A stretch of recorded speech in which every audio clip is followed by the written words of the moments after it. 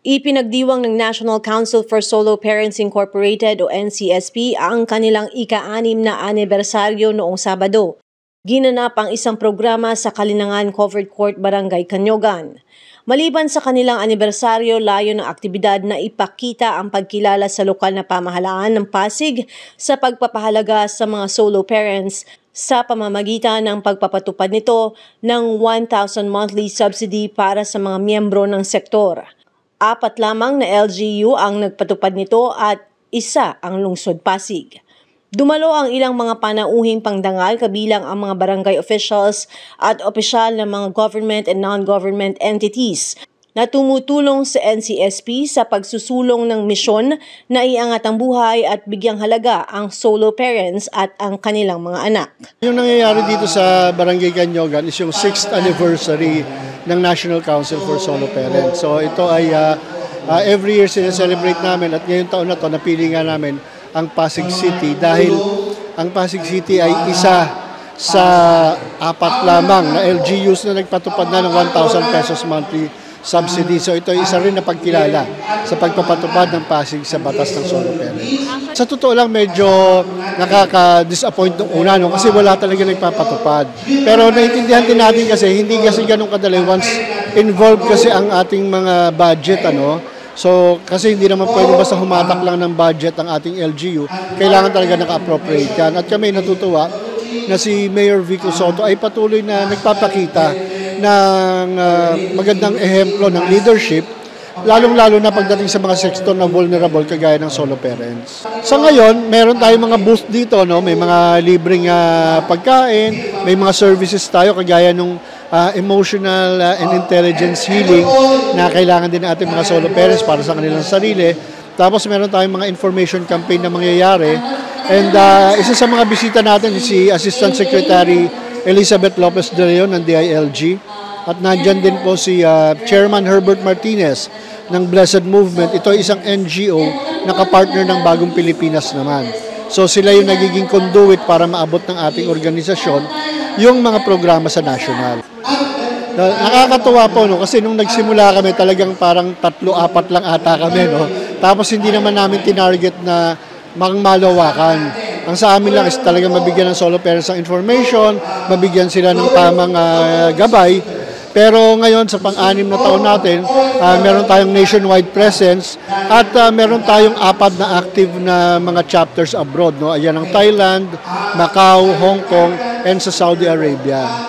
Ang NCSP kasi, ang role natin talaga is to make sure na ang ating LGUs ay nandoon at nagiging responsive para sa ating pangangailangan ng mga solo parents. At the same time, nakikita kasi natin, hindi lahat ng mga national government programs ay alam ng ating mga solo parents. So tayo yung nasa gitna para ipaalam sa kanila at manawagan din sa gobyerno na ito yung kailangan ng ating sektor. At dahil nga dyan, nagkaroon tayo ng Expanded Solo Parents Welfare Act kung saan tayo naging active participant.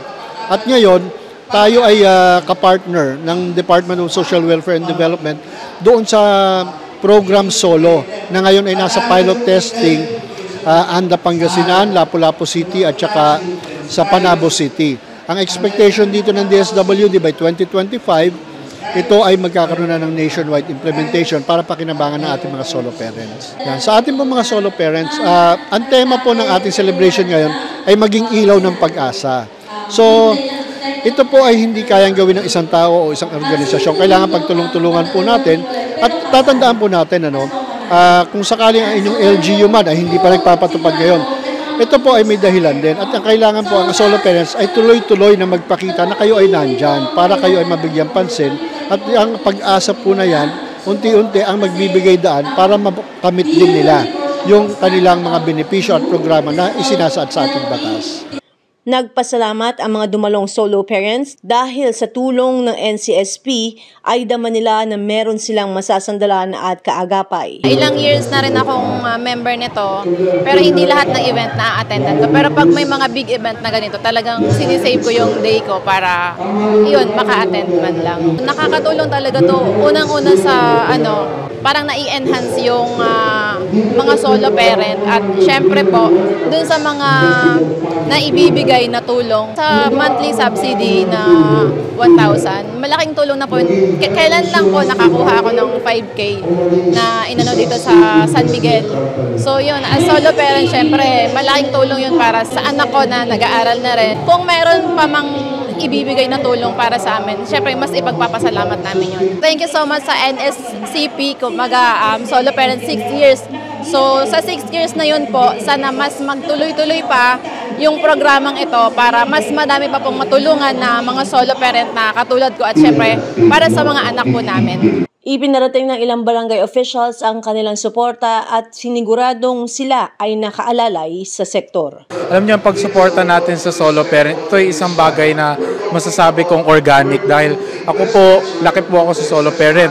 Father ko po nagpalaki sa akin, kaya yung pangangailangan ng isang solo parent at yung hirap ng isang solo parent, naiintindihan natin. At ngayon ho na nabigyan ho tayo ng pagkakataon na maglingkod sa ating mga kababayan dito sa Pasig, ginagamit natin yung kumbaga yung parang ipagkakakilanlan ko para ma-promote natin na ang mga solo parent ay isa sa mga importanteng sektor. Kasi parang solo parent hindi masyado na-highlight Laging senior citizen, laging PWD, pero meron kasing solo parent. At hindi biro mag-isang solo parent. Kaya ginagamit natin kung anumang impluensyang meron tayo para ma-promote na mas makilala at mabigyan ng sapat na programa ang ating mga solo parent. Kaya nagpapasalamat po ako sa may mga mabubuting puso na handang tumulong sa ating mga solo parent. Ngayong umagang ito, narito si Congressman Manoy Wilbert Tili ng Agri Party List na talaga namang naka-all-out support para sa mga solo parent dito sa Pasig. At alam naman natin na itong National Council for Solo Parent ay hindi lang mga taga-Pasig, kung hindi may taga-Malabon, Quezon City, at meron pang mga taga-Dasmariñas.